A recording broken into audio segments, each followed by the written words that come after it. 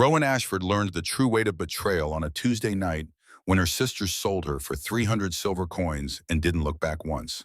Not metaphorical betrayal, not the kind that festers in whispered arguments or cold silences across dinner tables. Actual sale. Hands bound with iron that bit into wrists already raw from struggling. Shoved into a wooden cart like livestock, while Sable, the oldest sister, the one who'd taught Rowan to braid her hair when she was 5, counted the coins with steady fingers that never trembled, never faltered, never showed a single flicker of doubt. The rain came down in sheets, cold enough to make bones ache, hard enough to drown out the sound of Rowan's muffled protests against the gag cutting into the corners of her mouth. The cart lurched forward at wheels grinding through mud, and Rowan's shoulder slammed against the wooden side panel, hard enough to send stars bursting across her vision. Behind her, through the rain-blurred darkness, she could see them. Sable, 35 years old and carved from granite and duty. Ember, 32, the warrior who could drop a buck at 200 yards and never miss. Briar, 29, the gentle one who used to sing lullabies when Rowan couldn't sleep. All three of them standing in the rain watching the cart roll away, their faces as still and cold as the mountains surrounding their territory.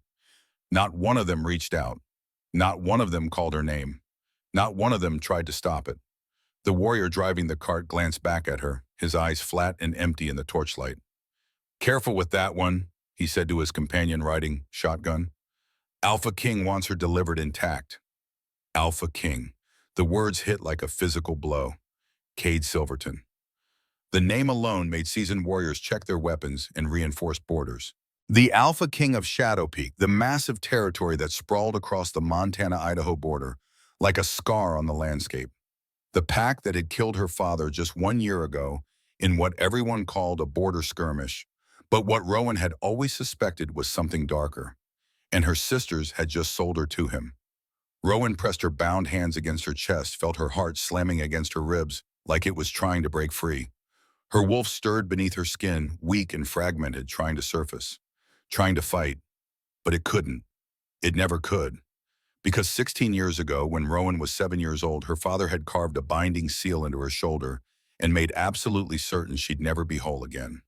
The memory came sharp and unwanted. Age 7, her first shift. It should have been a moment of celebration, the night every wolf pup dreams about, when human and animal finally merge into something greater than either alone. But Rowan's shift had gone wrong, terribly, catastrophically wrong. Instead of the golden fur that ran through the Ashford bloodline, her wolf had emerged silver. Pure, shimmering silver like moonlight made solid. Her eyes hadn't glowed the traditional amber. They'd burned white gold bright enough to illuminate the ceremonial clearing like someone had hung a second moon in the sky. And the power. God, the power that had poured out of her like a flood with no banks to contain it. Silver light that didn't just shine, it consumed. It reached.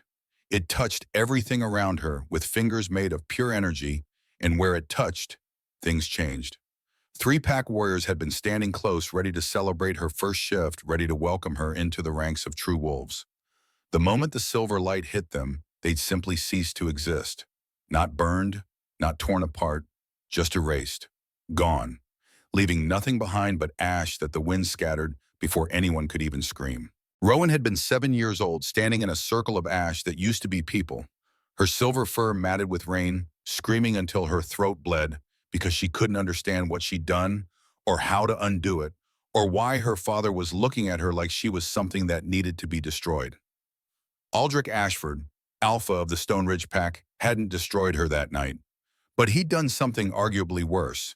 He'd held her down on the stone altar in the ceremonial grounds, while 3 elders chanted in the old language and carved a symbol into her left shoulder with a spelled blade.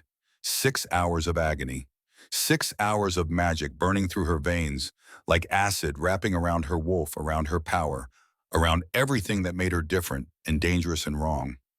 The binding seal, Class 5 blood magic designed to suppress a wolf's true nature, to cage it, to make it dormant enough that it could never hurt anyone again. It had worked. For 16 years it had worked. Rowan's wolf had retreated so deep she could barely feel it anymore. Just a distant echo, a ghost of what she should have been. The silver light never appeared again. She couldn't shift properly, could barely access any of the strength and speed that should have been her birthright. She'd become manageable, safe, broken, and her family had treated her accordingly. Sable had tried to include her, teaching her to cook and manage household accounts because Rowan clearly couldn't be a warrior. Ember had attempted combat training, but Rowan's wolf wouldn't cooperate enough to make her battle ready. And eventually Ember had given up with a frustrated sigh and a pat on the shoulder that felt like a dismissal. Briar had shared her knowledge of herbs and tracking, but always with a sad smile that said she knew Rowan would never be whole enough to truly excel at anything. Rowan hadn't been bad at anything. She'd just never been good enough, never strong enough, never whole enough.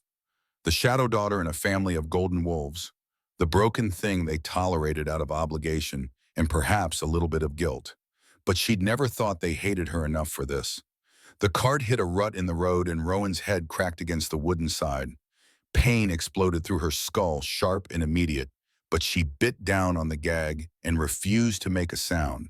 She wouldn't give them the satisfaction, wouldn't give her sisters the satisfaction of knowing they'd destroyed her completely.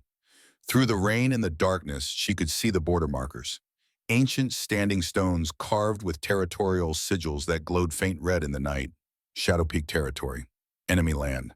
The place her father had warned her about since childhood, where wolves who crossed uninvited either died quickly or wished they had.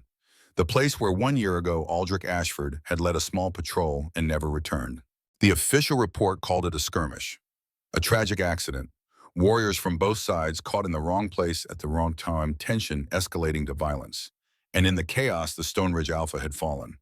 But Rowan had read the after-action report 3 times, memorizing every detail, because her father's death was the only thing that made sense in a life that had stopped making sense years ago, and the numbers didn't add up.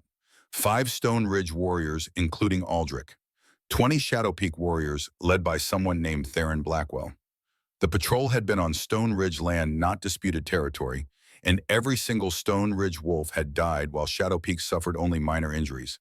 That wasn't a skirmish. That was an ambush, an assassination dressed up as an accident. And now her sisters had delivered her straight to the pack responsible. The cart jerked to a halt. Rowan's body pitched forward, her bound hands barely catching her weight before her face hit the cart floor.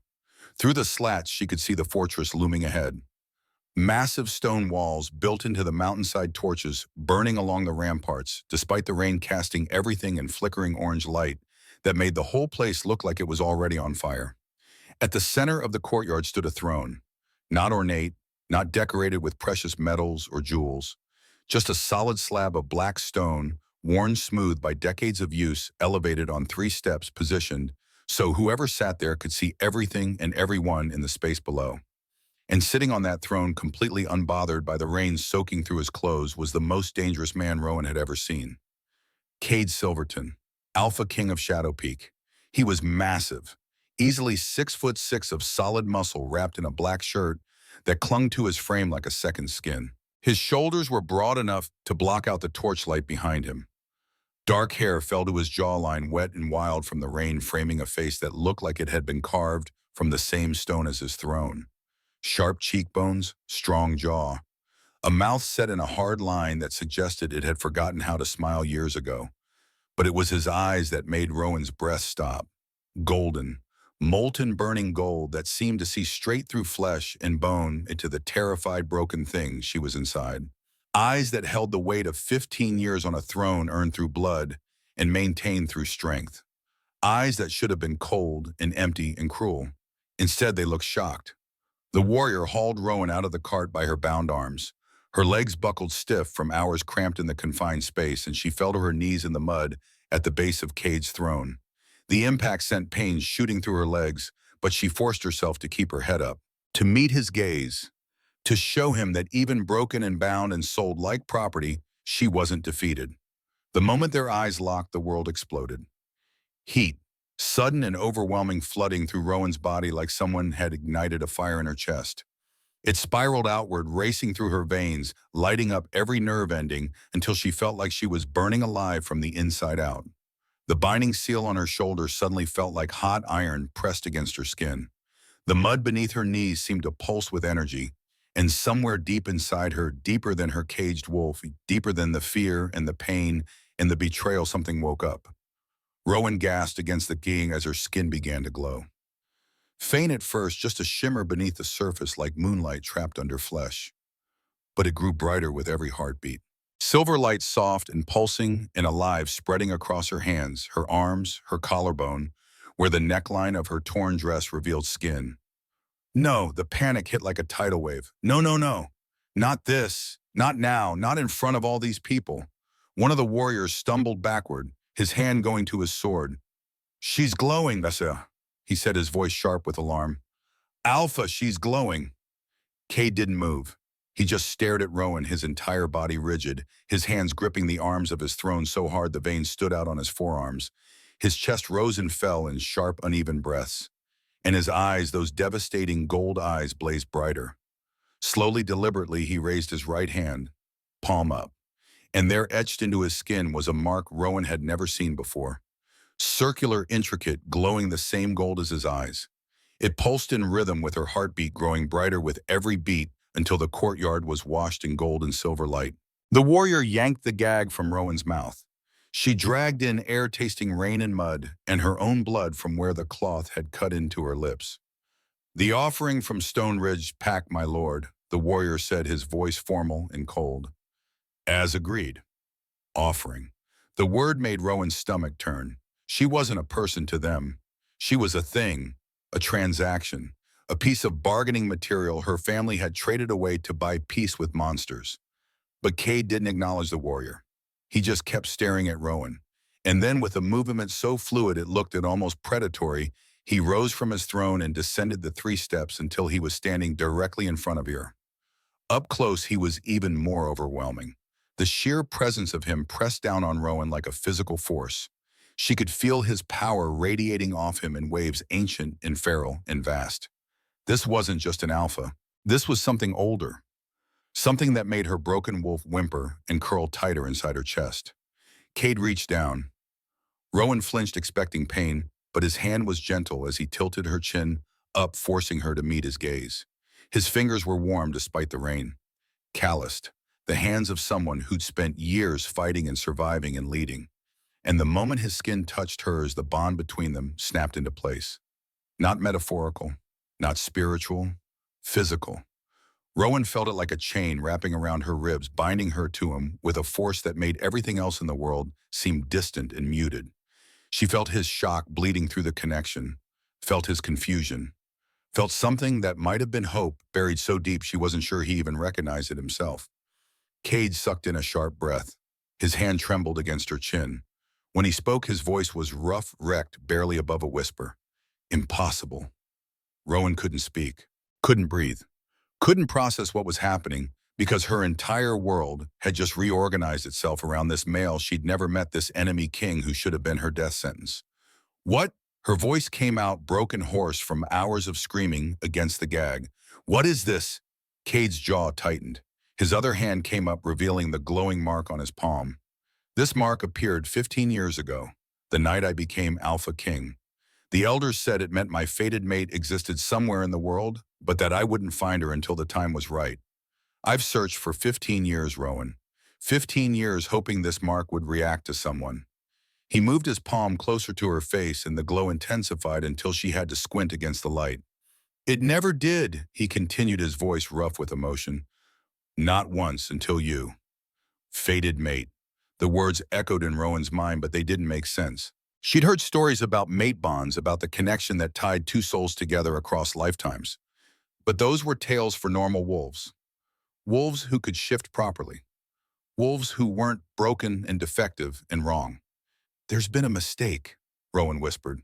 I can't be. You are. Cade's voice turned absolute certain. I've carried this mark for 15 years waiting, and it's never reacted to anyone until this moment. Until you.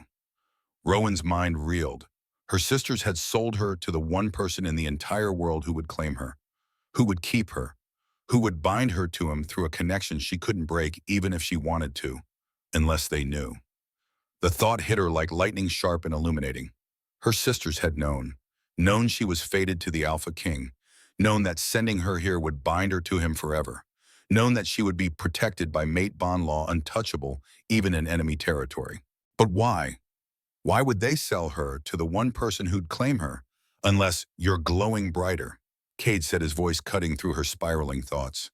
Whatever power you're carrying, it's reacting to the bond. Rowan looked down at herself. He was right. The silver light was intensifying, pulsing outward in waves that washed across the courtyard. Warriors stumbled back, shielding their eyes. Someone shouted an alarm. "I can't control it," Rowan said, panic rising in her throat. "I haven't been able to control it since I was 7. They had to bind it, had to cage it, because the first time it came out, it killed 3 people. Cade's expression shifted. Not fear, not disgust. Something that looked almost like understanding. "Someone bound your power."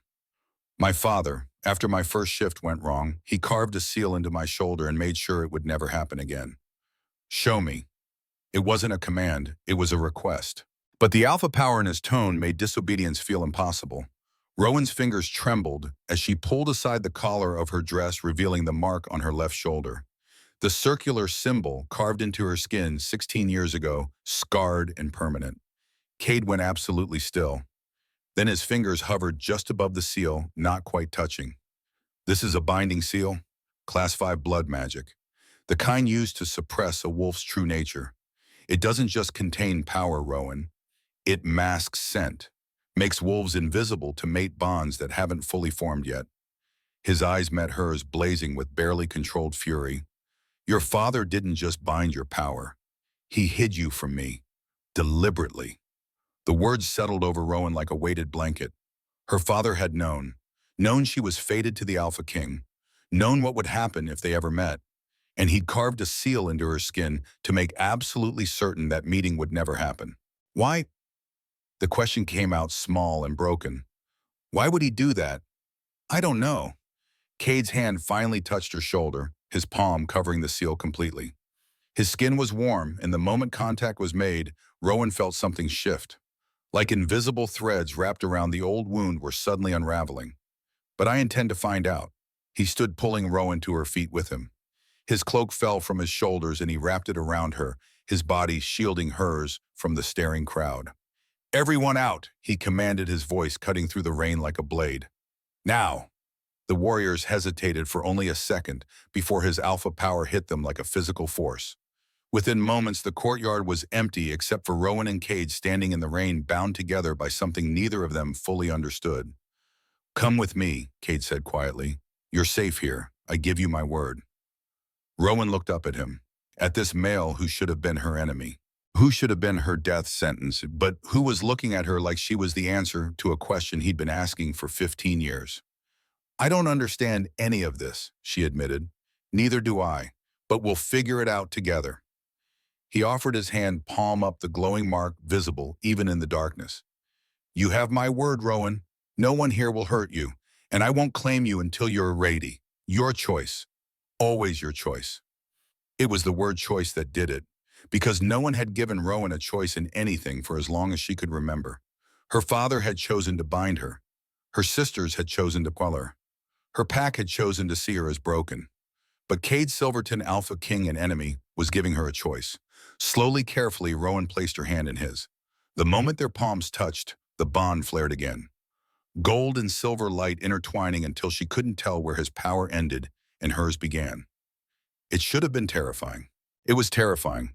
But it was also the first time in 16 years that Rowan felt like maybe, just maybe, she wasn't completely broken after all. Cade led her inside the fortress through halls that were nothing like she'd expected. Warm firelight, polished wood, the sound of families settling in for the night, children laughing, normal life unfolding in what should have been the den of monsters. He brought her to a room that made her breath catch. Floor-to-ceiling windows overlooking the mountains, a fire burning in a stone hearth, a bed piled with furs that looked soft enough to drown in, and in the corner a copper bathtub with steam already rising from the water. "This is my room," Cade said quietly, "but tonight it's yours. I'll take the guest chamber down the hall. Lock the door if it makes you feel safer. When you're ready, we'll talk." He started to leave, but Rowan's voice stopped him. "Wait." Cade turned, his golden eyes finding hers in the firelight. "Why are you being kind to me?" The question spilled out before she could stop it. "My pack killed your father. Your pack killed mine. We're supposed to be enemies." "Are we?" Cade's expression softened slightly. Or were we just told we were enemies by people who had something to gain from keeping us apart? The words hung in the air between them, heavy with implication. Rowan thought about her father's death 1 year ago, thought about the binding seal carved into her skin 16 years before that, thought about her sisters counting silver coins in the rain without looking back. I need to know why they sold me, she said quietly. I need to understand what's really happening here. Then we'll find out. Together. Cade moved toward the door, then paused. For what it's worth, Rowan Ashford, I'm glad you're here, even if the circumstances are terrible, even if we have no idea what we're doing. I've been alone for a very long time. And for the first time in 15 years, I don't feel alone anymore. He left before she could respond, the door closing softly behind him. Rowan stood in the center of the room, still wrapped in his cloak, still glowing faint silver in the firelight. Her wrists were raw from the iron shackles. Her body ached from hours in the cart. Her heart was shattered from her sister's betrayal. But underneath all of that, humming through the bond like a second heartbeat, she could feel him. Cade Silverton. Enemy. AlphaKing. Fated mate. Whatever he was, he'd given her something no one else ever had. He'd given her a choice, and time to make it, and the promise that he'd stand beside her while she figured out what the hell was happening. It wasn't much. But for Rowan, who'd spent 23 years being told she was broken and worthless and wrong, it was everything. She moved to the windows and looked out at the mountains, at the rain still falling, at the territory that should have been her death, but had somehow become her sanctuary. Tomorrow she'd start asking questions. Tomorrow she'd begin investigating why her father had hidden her, why her sisters had sold her, why everything she'd been told about Shadow Peak might have been a lie.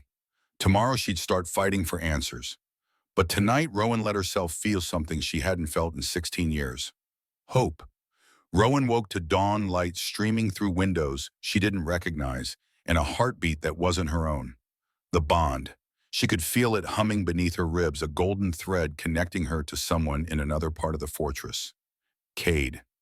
Even without seeing him, she knew exactly where he was 2 floors down, already awake, his presence steady and warm, like a banked fire waiting to flare. The sensation should have been invasive, terrifying. Instead, it felt like finally having an anchor after years of drifting. She pushed herself upright, wincing as bruised muscles protested. The copper tub sat empty, now the water long since gone cold. She'd bathed last night after Cade left, scrubbing away mud and blood and the feel of iron shackles, watching the silver glow fade from her skin as exhaustion finally pulled her under.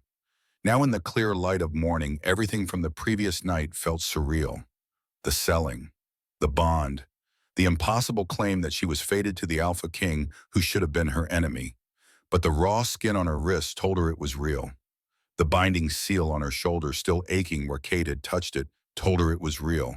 And the fury building in her chest, cold and sharp and absolutely certain, told her she was done being a victim of other people's choices. If her father had hidden her deliberately, there had to be a reason. If her sisters had sold her to Shadow Peak specifically, they'd known something. And if Cade's father had died in a convenient skirmish just 1 year after attempting to contact Stone Ridge about an alliance, then someone had been orchestrating events for a very long time. Rowan needed answers, and she wasn't going to wait for someone to give them to her. She dressed in the clean clothes someone had left folded on a chair, simple pants and a shirt that fit surprisingly well, and opened the door to find a young wolf standing guard outside. He couldn't have been more than 20, with nervous eyes that kept darting to her face and then away. "Luna," he stammered. "I mean, not Luna yet, I guess, but Alpha Cade said to call you. I'm sorry, I don't know the protocol for—" "Rowan," she interrupted gently. "Just Rowan, what's your name?" "Finn, ma'am, I'm supposed to escort you wherever you want to go. Alpha's orders. You have full access to the fortress, except the armory and the war room." Full access. Not a prisoner then, that was something. "I want to see the library," Rowan said. "Your archives, historical records, communications logs from the past 2 years. Finn's eyebrows shot up. "That's oddly specific." "I like to read." Rowan kept her voice light, casual. "Is that a problem?" "No, ma'am, this way." The library was everything Rowan hadn't expected from a warrior pack. 3 stories of books lining walls that stretched toward vaulted ceilings. Reading nooks tucked into alcoves. maps spread across massive oak tables, and in the back corner, filing cabinets that looked like they contained decades of pack records. "I'll be right outside if you need anything," Finn said, clearly uncomfortable with the idea of leaving her alone with sensitive documents. "Thank you, Finn." The moment the door closed, Rowan moved. She had maybe 2 hours before someone, probably Cade, came looking for her. 2 hours to find evidence of whatever conspiracy had led to this moment. She started with the communications logs. Every pack kept detailed records of diplomatic correspondence. It was tradition, insurance, and sometimes ammunition, all rolled into one. Shadow Peak's system was meticulous, organized by date and territory. Rowan pulled the files from 18 months ago, before her father died, before everything went wrong. There, third folder down, a letter dated March 15th, written in her father's distinctive angular script. AlphaKing Silverton. "I write regarding a matter of utmost importance that cannot be entrusted to messengers or spoken aloud in council. A prophecy has come to light concerning both our bloodlines. I propose a meeting at neutral ground to discuss terms of alliance that would benefit both our packs. Time is of the essence. Aldrich Ashford Alpha of Stone Ridge." Rowan's hands trembled as she read. Her father had reached out to Cade about an alliance, about a prophecy involving their bloodlines. 18 months ago, 8 months before he died in that convenient border skirmish. She flipped through more files, found Cade's response cautious but willing, found proposed meeting dates, found logistics being arranged through a third party, someone named Theron Blackwell, who handled external affairs for Shadow Peak. And then the correspondence just stopped. No explanation, no follow-up, just silence, and 2 months later, Aldrich Ashford was dead. Rowan's mind raced. Her father had been planning an alliance before the prophecy was supposedly revealed by the traveling seer, which meant either the prophecy was older than anyone had admitted or someone had planted it. She moved to the next set of files. Border Patrol reports. She scanned quickly, looking for anything unusual. Most reports were routine territory checks, minor disputes, scent marking verification, until she found the one from last September. The skirmish that killed her father. Patrol report September 12th, led by Beta Theron Blackwell. Border Patrol encountered Stone Ridge wolves on Shadow Peak land. Confrontation escalated. 5 enemy casualties, including Alpha Aldrich Ashford. Our forces sustained minor injuries. No Shadow Peak casualties. Recommend increased border surveillance. Rowan read it 3 times. 5 Stone Ridge wolves dead, 0 Shadow Peak casualties. And the patrol had been led by the same Theron Blackwell who'd been facilitating communications about the alliance. That wasn't a skirmish. That was a massacre, an execution. She pulled more files. Financial records this time. Pack treasuries were supposed to be transparent, at least to leadership. She found expenditure logs, payroll documents, operational costs. And there, buried in the discretionary spending category, she found it. $200,000 marked as external security consultation, paid out over the past 5 years. All payments authorized by Theron Blackwell, all paid to the same anonymous account. $200,000 that had disappeared into a black hole with no explanation. Rowan was pulling more files when she heard footsteps in the hallway. Not Finn's nervous shuffle. These were heavier, more confident. She knew who it was before the door opened. Cade stood in the doorway dressed in simple combat gear, his hair still damp from what had probably been a morning training session. His golden eyes found her immediately, and she felt the bond pulse with something warm and curious. "Finn said you wanted the archives." His voice was neutral, but she could hear the question underneath. "Find anything interesting?" Rowan spread the files across the table. "My father contacted you 18 months ago about an alliance, about a prophecy involving our bloodlines. You were arranging a meeting. Then the correspondence stopped, and 2 months later, he was dead in a patrol led by your beta." Cade's expression didn't change, but she felt his shock through the bond. He moved to the table, scanning the documents with the focused intensity of someone trained to analyze intelligence quickly. "I never received that letter," he said finally. "Theron handles external communications. He would have brought this to me immediately. This kind of alliance proposal." He stopped, his jaw tightening. "I would have remembered this. Unless he didn't want you to see it." Rowan pulled out the financial records. $200,000 in unauthorized payments over 5 years. All approved by Theron Blackwell. "And look at this patrol report. 5 Stone Ridge wolves, dead 0 Shadow Peak casualties. That's not a skirmish, Cade. That's an ambush. Cade's hands clenched into fists. You're saying Theron killed your father deliberately, intercepted communications about an alliance, and has been embezzling from the pack treasury.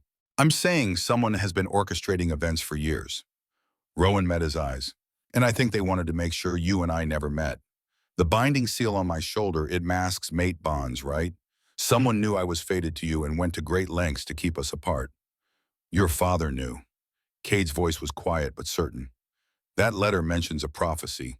He knew you were my mate 18 months before you were sold here.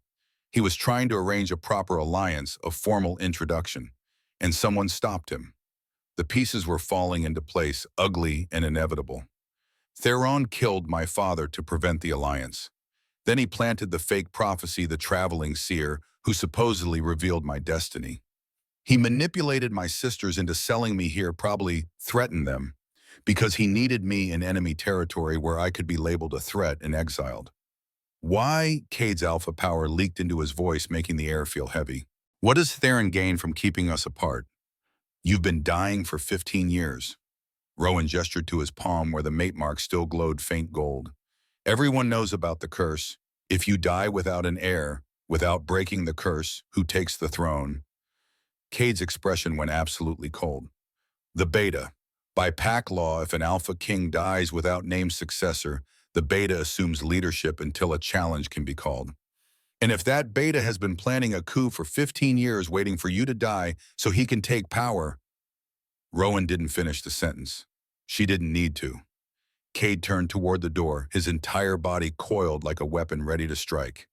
I'm going to kill him. Wait, Rowan grabbed his arm. The moment she touched him, the bond flared and she felt his rage through the connection, hot and primal and absolutely lethal. We need proof he'll can't deny. If you confront him now, he'll just claim we're lying. We need to force the truth out in front of witnesses. How? Rowan's mind raced. Your counsel. They can call a trial of truth, right? Is pack law. If there's suspicion of conspiracy or treason, any pack member can demand a trial. You want to accuse my beta of murder and conspiracy in front of the entire pack? Cade's voice was flat. You've been here less than 24 hours. They don't know you. They don't trust you. And Theron has been part of this pack for 40 years. Then let him prove his innocence. Rowan pulled out the financial records again. These documents are damning. The communications logs show he intercepted correspondence. The patrol report shows excessive force. If he's innocent, the truth serum will clear him. Cade studied her for a long moment. Through the bond, she felt him assessing her. Not her strength or her worth, but her resolve, her certainty. Finally, he nodded. The council meets this afternoon. I'll call for a session. But Rowan, he caught her chin, gently tilting her face up to meet his eyes. If this goes wrong, if Theron has more support than we think, it could get dangerous. I can protect you from a lot of things, but if the council turns against you... I've been in danger my whole life, Rowan interrupted. At least now I'm choosing to face it instead of running. Something that might have been pride flickered across Cade's face. You're not what I expected. What did you expect? Someone who needed saving. His thumb brushed her cheekbone, a gesture so gentle it made her chest ache. But you don't need saving, do you? You need a partner. Someone to stand beside you while you burn the world down to find the truth. Can you be that person? I've been waiting 15 years for you, Rowan. I can be whatever you need me to be. The council convened at sunset in the Great Hall. Rowan had expected something formal and cold stone benches, harsh lighting, the aesthetic of judgment. Instead, she found a space that felt almost sacred. Wooden floors polished smooth by decades of footsteps. Windows that let in the golden light of the dying sun. And at the far end, 5 chairs occupied by the pack elders. 3 males, 2 females, all between 65 and 80 years old. Faces carved by time and wisdom, and the weight of leading wolves through generations of conflict and peace. And standing to their right, looking smug and satisfied, was Theron Blackwell, 60 years old with silver hair and the kind of presence that commanded attention. He'd been beta under Cade's father, had served this pack for 4 decades, and everyone treated him with the respect due to someone who'd earned his position through blood and loyalty. Everyone except Rowan, who saw him for what he really was: a killer, a conspirator, a cancer that had been eating away at both packs for years. The hall filled quickly. Warriors' families, even children old enough to understand the gravity of a council session. By the time the head elder, a female with steel gray hair and eyes like chips of ice, called the session to order, there were over 400 wolves packed into the space. This council has been called at the request of AlphaKing Silverton. The elder said, her voice carrying across the hall with surprising strength. The charges are severe. Rowan Ashford of Stone Ridge stepped forward. Rowan moved to the center of the hall. She could feel hundreds of eyes on her, feel the suspicion, the curiosity, the outright hostility from some quarters. She was an outsider, the daughter of a pack that had been their enemy for generations. And she was about to accuse their beta of treason. The odds were not in her favor. "State your accusation," the elder commanded. Rowan took a breath and let it out slowly. "I accuse Beta Theron Blackwell of conspiracy, murder, and treason against both Shadow Peak and Stone Ridge. I accuse him of intercepting diplomatic communications, orchestrating the death of my father, embezzling PAC funds, and deliberately sabotaging the mate bond between myself and AlphaKing Silverton." The hall erupted, shouts of disbelief, angry denials. Theron himself looked shocked, but Rowan caught the flash of calculation in his eyes. He'd been expecting this, or something like it. "These are extraordinary accusations," the elder said once the noise died down. "What evidence do you present?" Rowan pulled out the documents. "Communications logs showing my father reached out to Shadow Peak 18 months ago proposing an alliance. The correspondence was handled exclusively by Beta Blackwell and never reached Alpha Silverton. Financial records showing $200,000 in unauthorized payments over 5 years, approved by Beta Blackwell. And a patrol report from the skirmish that killed my father, a skirmish led by Beta Blackwell that resulted in 5 Stone Ridge casualties and 0 Shadow Peak losses." She spread the papers on the table before the council. "Someone has been manipulating events for years. Someone who had access to PAC communications, financial resources, and military command. Someone who had everything to gain from keeping Alpha Silverton and myself apart." Theron stepped forward, his expression carefully neutral. "These documents can be interpreted many ways. Yes, I handled communications with Stone Ridge. That was my job as Beta. Yes, I led the patrol that encountered Aldrich Ashford. It was a tragic accident, but accidents happen on borders. And the financial discrepancies," he smiled. "PAC finances are complex. I'm happy to explain every expenditure to an independent auditor. Then you'll have no problem submitting to a trial of truth." The voice came from behind Rowan. Cade had moved to stand beside her, his presence solid and unwavering. "PAC law allows any accused party to demand trial by Moonwort. The truth serum compels absolute honesty. If you're innocent, Theron, the trial will prove it." Theron's smile didn't waver, but Rowan saw his eyes harden. "I accept the trial, but I demand the same for her." He pointed at Rowan. "She comes here claiming to be your fated mate, claims her power as some legendary bearer gift, claims her sisters sold her against her will. Let's see if she's telling the truth or if she's a spy sent to destabilize this pack from within." The elder considered this.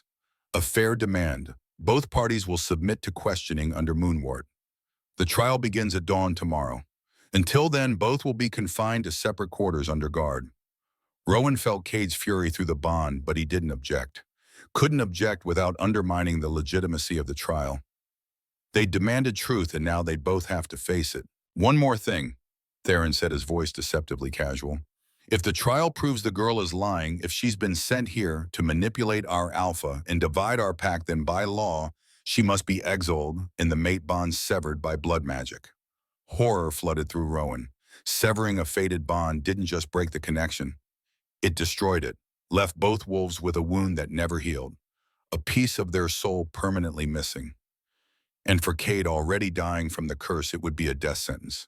"And if the trial proves you're guilty," Cade's voice was dangerously quiet, "if you murdered Aldrich Ashford and conspired against your own alpha, then I accept exile."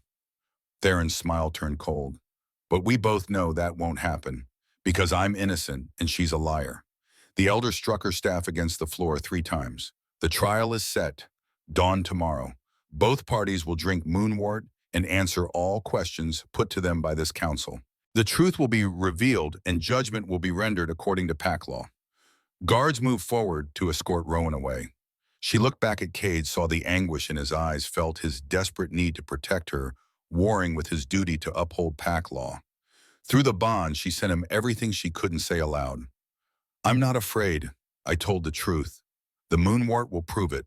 His response came back just as clear. "If he hurts you, I'll burn this pack to the ground." The holding chamber was identical to the guest room she'd woken in that morning, but the locked door and armed guard outside made it feel like a prison. Rowan paced the small space, her mind racing through everything that would happen at dawn. The moonwort would force her to answer every question truthfully, which meant she'd have to reveal the binding seal, the silver light, the warrior she'd killed at age 7. She'd have to admit she didn't fully understand her own power, that she'd spent 16 years believing she was broken and dangerous. And Theron would twist all of it, make her sound like a threat, a weapon waiting to explode, an outsider who couldn't be trusted with the pack's safety unless she could turn it around on him first. Hours passed. The moon rose full and bright beyond her window, and then so quietly she almost missed it. Rowan heard scratching at the glass. She moved to the window and nearly gasped. A massive black wolf clung to the exterior wall 3 stories up, his golden eyes glowing in the moonlight. Cade. Rowan fumbled with the latch and shoved the window open. Cade flowed inside with liquid grace, shifting to human form before his feet touched the floor. He was breathing hard, his hair wild, his eyes blazing with barely controlled emotion. "You climbed up here," Rowan said, her voice caught between laughter and tears. "You actually climbed up here. You think a locked door was going to keep me away from you?" Cade crossed the room in 2 strides and pulled her against him, his arms wrapping around her so tightly she could barely breathe. "Are you okay? Did they hurt you?" "I'm fine." She pressed her face against his chest, breathing him in, cedar and smoke and something wild. "They've been careful, professional. Theron knows if he touches me, you'll kill him." "I'm going to kill him anyway." The words came out flat and absolute. "For what he did to your father, for what he's put you through, for every year he kept us apart." Rowan pulled back enough to look at him. "You can't, not without proof. That's why we need the trial." "I don't care about the trial." Cade's hands framed her face, his thumbs stroking her cheekbones. "I care about you, and the thought of you drinking moonwort, being forced to answer questions in front of the entire pack." He broke off, his jaw clenching. "I should never have agreed to this. I'm the one who demanded it." Rowan covered his hands with hers. "I need the truth to come out, Cade. Not just for us, but for my father. For your father. For everyone Theron has manipulated and hurt over the years. What if it goes wrong?" His voice dropped to barely a whisper. "What if the council sides with him? What if they demand the bond be severed? Then we fight, together." She pressed her forehead against his. "You told me I had a choice, that you wouldn't claim me until I was ready. Well, I'm ready. I choose this. I choose you. I choose to fight for the truth, whatever the gain." Cade's breath shuddered out. "You're the bravest person I've ever met." "I'm terrified." "Bravery isn't the absence of fear. It's fighting anyway."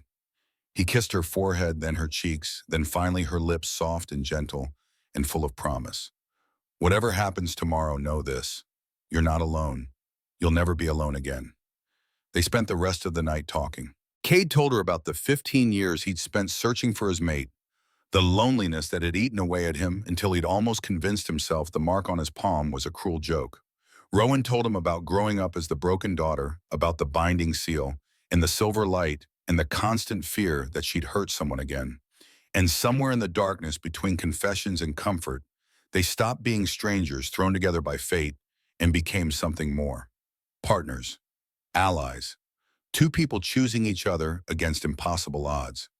When dawn broke, Cade kissed her one more time, long and deep and desperate, and then climbed back out the window before the guards could discover him.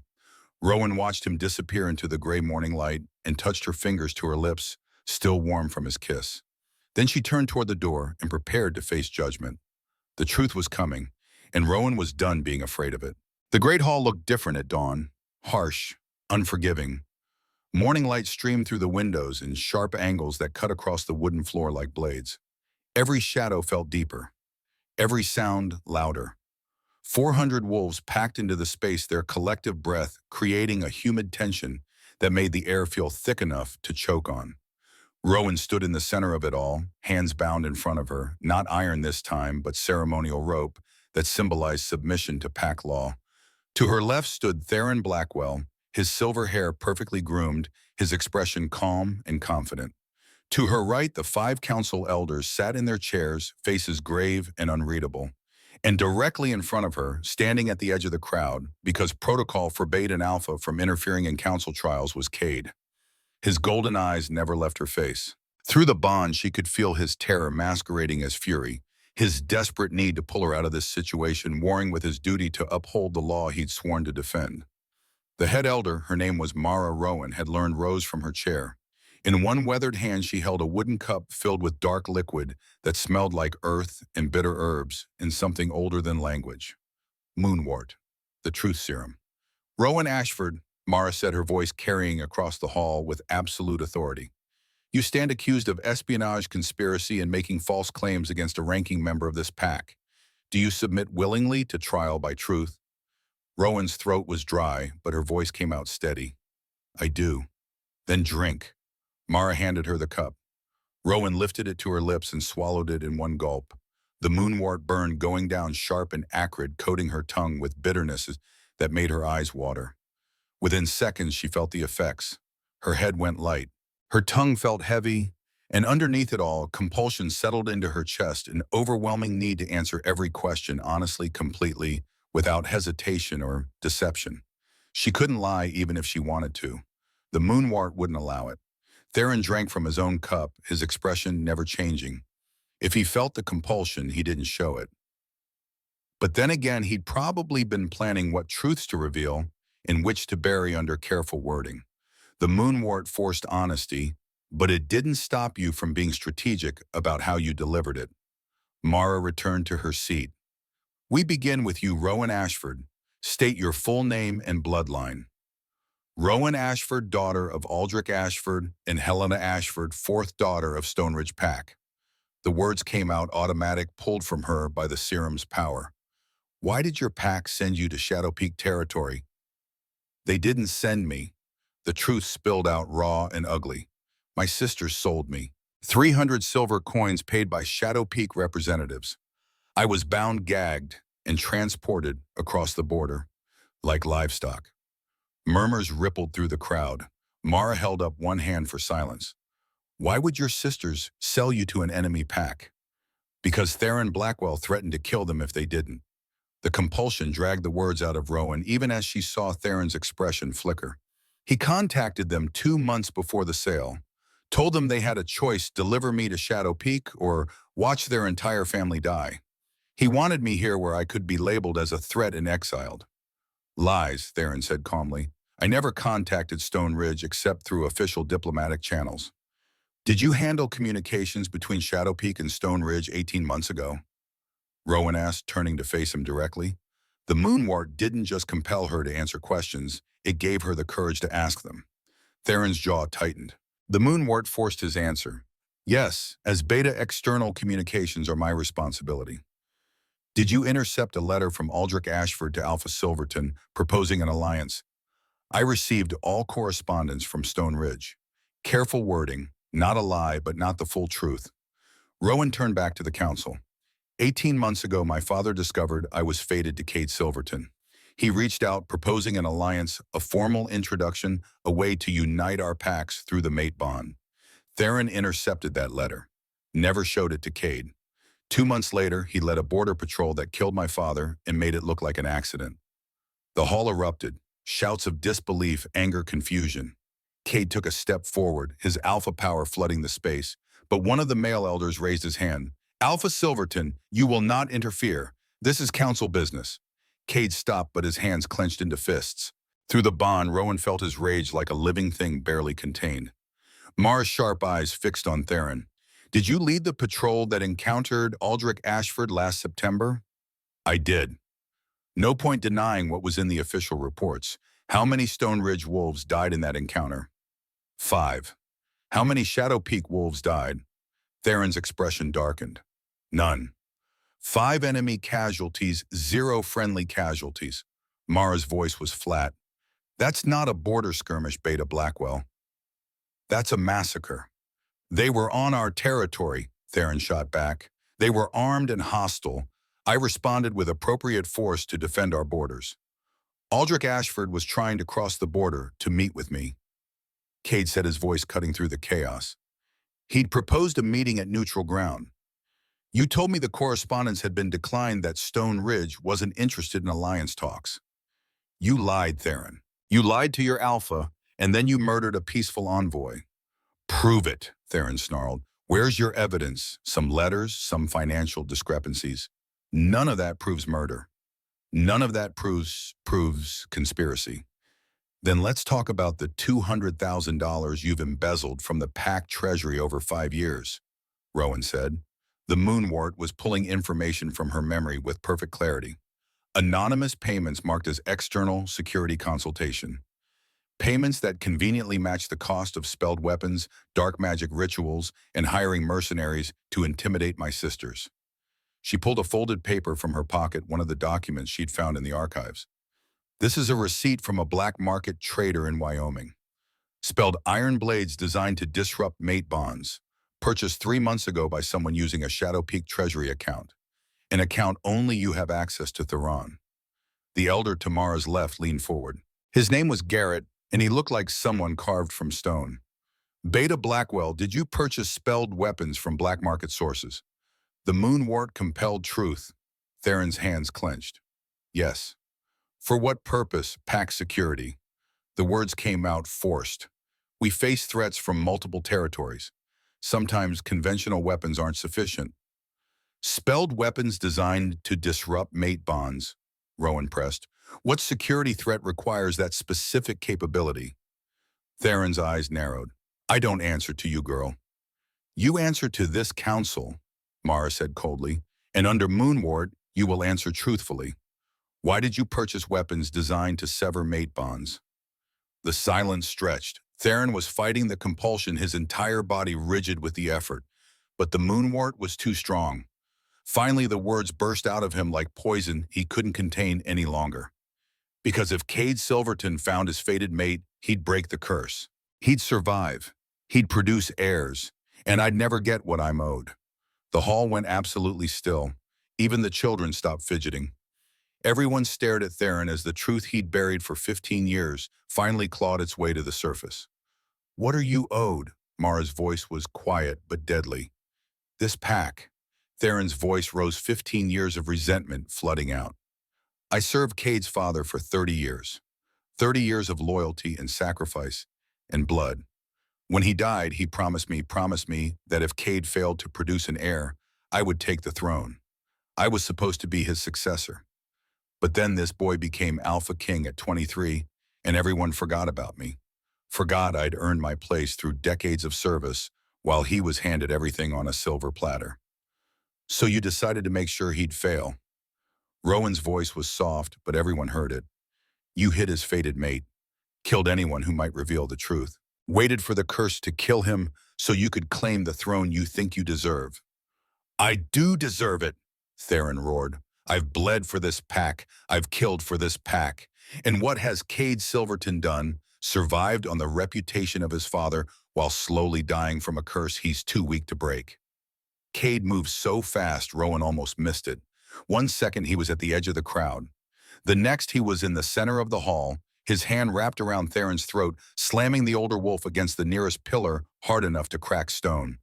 I am not my father, Cade snarled, his voice dropping into that alpha register that made every wolf in the hall instinctively drop their eyes. And you are not owed anything. You earned your position through service, and you destroyed it through betrayal. Cade, Rowan's voice cut through the red haze of his fury. Let the council do their job. It took visible effort, but Cade released Theron and stepped back. The older wolf slumped against the pillar, gasping. Mara stood.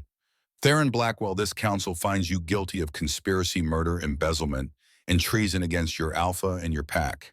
The sentence is, wait. Rowan's voice stopped her. There's more. The patrol that killed my father, you said Aldrich was trying to cross the border to meet with Cade. But according to the report, he was on Shadow Peak land with 5 warriors. Why would a peaceful envoy bring armed guards? Because he wasn't coming to negotiate, Theron said, his voice turning bitter and satisfied. He was coming to extract you. Rowan's blood went cold. What? Your father knew you were fated to Cade Silverton, but he didn't want an alliance. He wanted war. The Ashfords have thrived on conflict for 3 generations. Peace between our packs would have destroyed everything he'd built. So he planned to send you here, let you bond with Cade, and then extract you violently. Make it look like Shadow Peak kidnapped his daughter. Use it as justification to launch a full-scale invasion. The words hit Rowan like physical blows. You're lying. I'm under Moonward. I can't lie. Theron's smile was ugly. Your father was a warlord, Rowan. He saw the mate bond as a weapon, not a gift. He was going to sacrifice you on the altar of his ambition. I stopped him. I killed him to prevent a war that would have destroyed both our packs. So yes, I'm a murderer, but I saved thousands of lives. Rowan couldn't breathe, couldn't think. Her father had planned to use her as bait, had planned to let her bond with Cade and then rip her away using the violation of mate bond to justify slaughter. He's telling the truth, one of the female elders said softly. She was the youngest of the council, maybe 65 with sad eyes. I can feel it through the moonwort. He believes what he's saying. Believing it doesn't make it right, Cade said, his voice rough. He still murdered an alpha, still manipulated Rowan's sisters, still conspired to let me die from the curse. His motivations don't excuse his actions. But they complicate the judgment, Mara said. She looked at Rowan. Your father was planning to use you as a weapon. Theron killed him to prevent war. What do you say to this, Rowan Ashford? Rowan's hands were shaking. My father was a complicated man. Maybe he was planning what Theron says. Maybe he genuinely wanted peace. I don't know. I'll never know because Theron took that choice away from him. Took away any chance of redemption or change. She lifted her eyes to meet the council's gaze. But more than that, Theron manipulated my sisters. Threatened them. Forced them to sell me. He didn't save me from my father's plan. He used me for his own. She turned to face Theron directly. You talk about earning your place through service. But service means protecting your pack, not manipulating them. It means loyalty to your alpha, not plotting his death. You didn't serve Shadow Peak Theron, you betrayed it, and you don't deserve to lead anything. The hall was silent. Then slowly, one by one, wolves began to nod. Even some of Theron's longtime supporters were looking at him with disgust and disappointment. Mara struck her staff against the floor 3 times. Theron Blackwell, this council strips you of your rank as Beta. You are sentenced to exile 10 years in the Wild Territories with no pack affiliation. If you return before your sentence is served, the penalty is death. Theron laughed, the sound bitter and broken. 10 years exile for saving this pack from war. That's the gratitude I get. You get your life, Cade said quietly, which is more than you gave Aldrich Ashford. More than you plan to give me. Be grateful for the mercy and leave while you still can. Guards moved forward to escort Theron out. He didn't fight, but as he passed Rowan, he stopped. You're powered, he said, his voice low enough that only she could hear. The silver light, I've seen it before. In old records, ancient texts. You're not just Cade's mate Rowan. You're something older. Something the packs have feared for 1,000 years. And sooner or later they'll realize that. When they do, he smiled cold and knowing. When they do, you'll understand why I tried so hard to keep you away. Then he was gone, dragged out of the hall by guards who didn't care that he'd served this pack for 40 years. All they cared about was the betrayal, the lies, the manipulation. Mara turned back to Rowan. Your trial is not complete. We have established Theron's guilt, but questions remain about you, about your power, about the binding seal on your shoulder and what it means. Then ask, Rowan said. The moonwort was still burning through her veins. I have nothing to hide. What are you? The question came from Garrett, the stone-faced elder. Theron mentioned your power, described it as something feared. What exactly manifests when you lose control? Rowan took a breath. When I was 7 years old during my first shift, silver light poured out of me. Moonfire, my father called it. It killed 3 warriors who were standing too close. Not through heat or violence, but through erasure. They just ceased to exist. My father had a binding seal carved into my shoulder to suppress the power, to make me safe. Or to hide you, Mara said softly. A binding seal doesn't just suppress power. It masks scent, makes wolves invisible to mate bonds that haven't fully formed yet. Your father didn't cage your power to protect the pack. He caged it to hide you from Cade Silverton. Because he knew what I was, Rowan finished. Theron called it something the packs have feared for 1,000 years. What did he mean? The elders exchanged glances. Finally, Mara spoke. There are legends, stories passed down through generations, of wolves born once every millennium with power that defies natural law. They're called bearers, wolves who carry the moon goddess's light in their veins, who can unite fractured packs through sheer force of will or destroy them if the power consumes them. She gestured to Rowan. The silver fur, the white gold eyes, the moon fire that erases rather than burns. You match every description in the old texts. I'm a bearer. Rowan said it out loud for the first time, testing how the words felt. They felt true, terrifying, but true. If the legends are accurate, Garrett said slowly, then your power isn't meant to be caged. It's meant to be used, to bridge gaps between packs, to remind us we're stronger together than apart. But the last bearer. He stopped, his expression troubled. The last bearer destroyed 3 packs before the power consumed her. Mara finished. She couldn't control it, couldn't direct it. The moon fire burned through everyone she tried to save until there was nothing left but ash and regret. Fear crawled up Rowan's spine. So I'm either going to unite the packs or destroy them. Those are my options. There's a third option, Cade said. He'd moved closer during the revelation, close enough that Rowan could feel the heat of him. The curse I carry, it's been passed down through AlphaKings for generations. Every king carries it until they find their fated mate. The mate bond is supposed to break it. He held up his palm, showing the mark that glowed gold. But the curse isn't a punishment. It's a waiting mechanism, a way to ensure AlphaKings only bond with wolves strong enough to stand beside them. The moon goddess designed it that way, so when a bearer is born, there's an AlphaKing waiting, 2 halves of a whole. He looked at Rowan. The moon fire won't consume you because you're not alone. We're meant to balance each other. Your power and mine working together instead of fighting for control. You don't know that, Rowan said. We bonded less than 2 days ago. We don't know if it's enough to, then let's find out. Cade reached for the rope binding her wrists and cut it with one swift movement. The binding seal. It's been suppressing your power for 16 years. It needs to come off.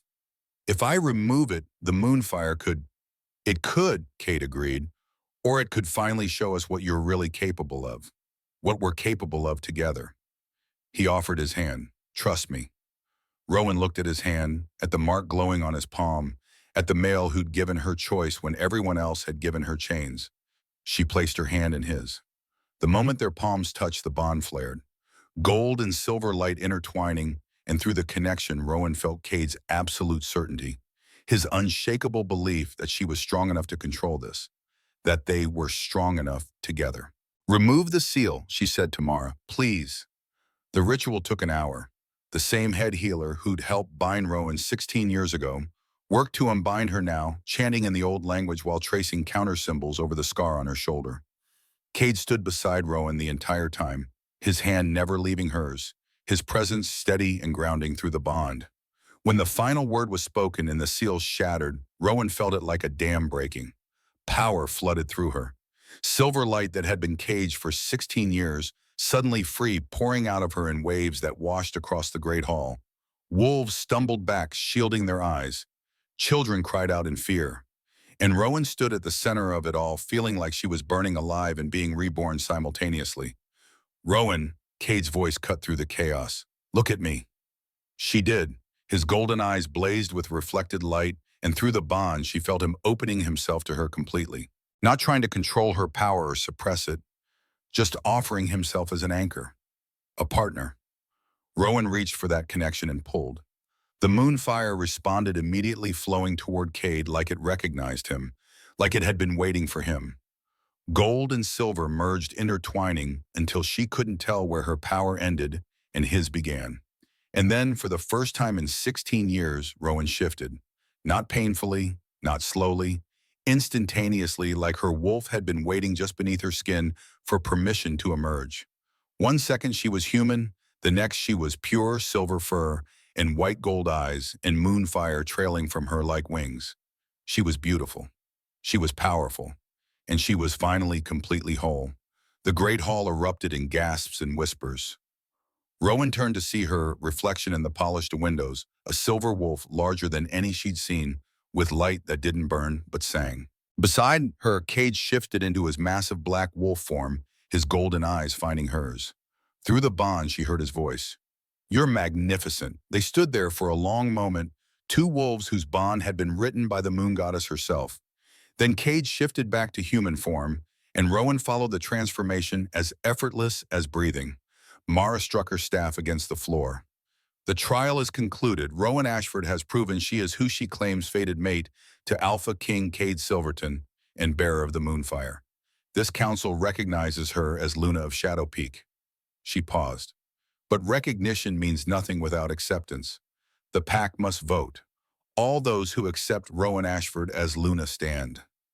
Rowan's heart hammered as wolves looked at each other, whispered, debated.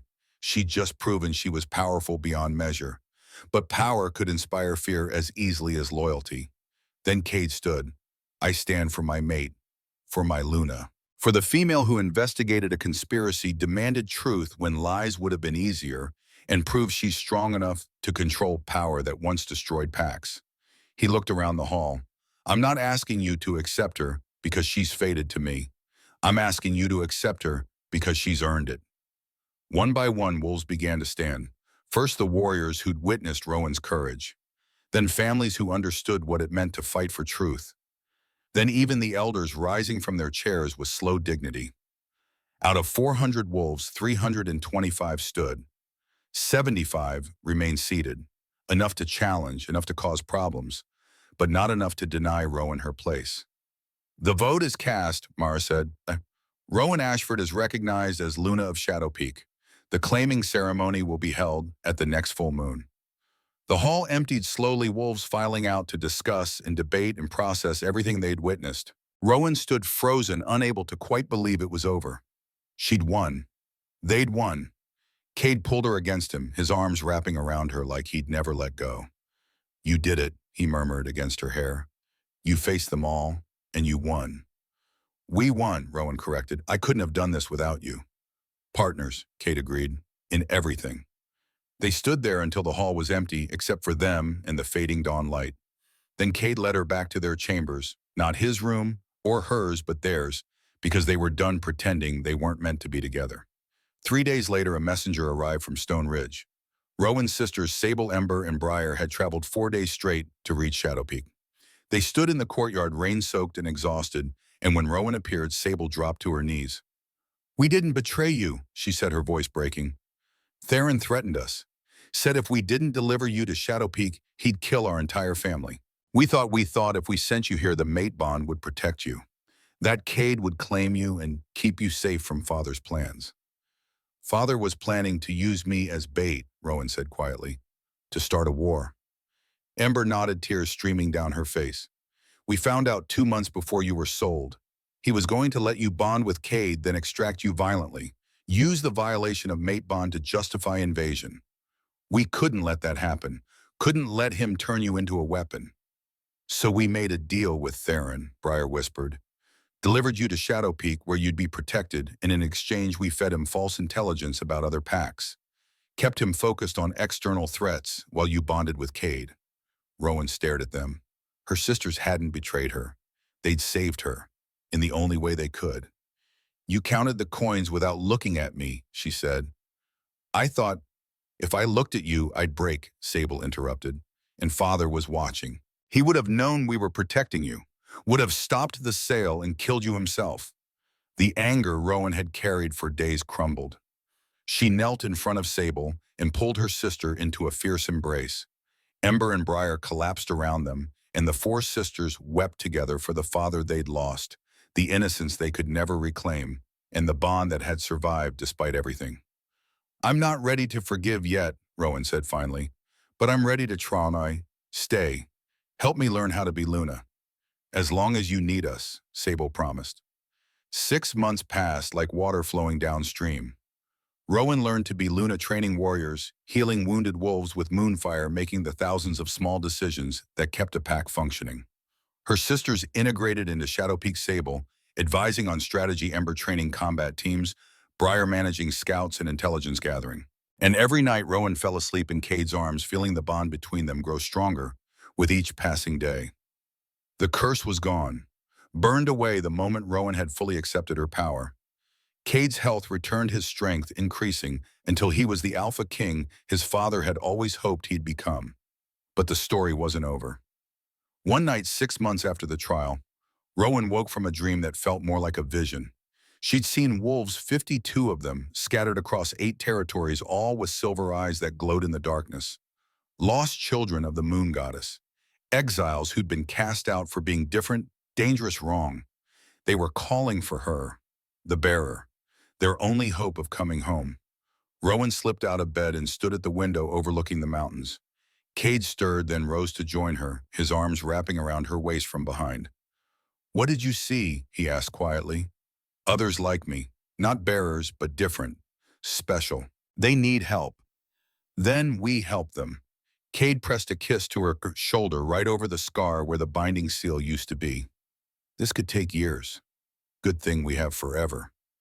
And somewhere in the darkness, across mountains and valleys and territories that had forgotten what it meant to be united, 52 wolves with silver eyes lifted their heads simultaneously. They felt the call, felt the bearer reaching for them.